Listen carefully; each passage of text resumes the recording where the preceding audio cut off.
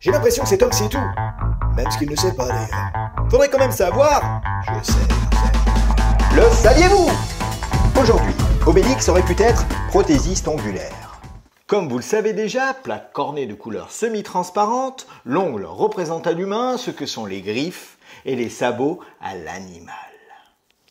Production et protection épidermique apparente, comme les poils, les plumes, les écailles ou bien les dents, chaque ongle humain comprend en effet 3 parties. Tout d'abord, la tablette et le lien inguéal qui vont composer à eux deux la plaque cornée de l'ongle. Et enfin, la matrice, située sous la peau, à la base de ce fanère terminal, autrement nommé ongle, bien plus simplement. Dans le but de protéger les extrémités des doigts, qui sont constamment sollicités, l'ongle est composé en majeure partie d'une célèbre protéine appelée kératine.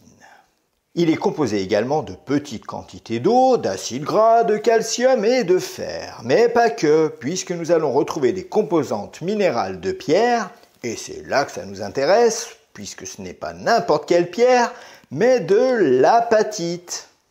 En effet, l'apatite, avec sa composition chimique riche en oxyde de silicium, fluor et chlorophosphate basique de calcium, est le seul minéral que l'on trouvera dans le corps humain, notamment dans nos ongles et dans la structure de nos dents, mais également dans la glande pinéale ou épiphyse située dans le cerveau entre les deux hémisphères.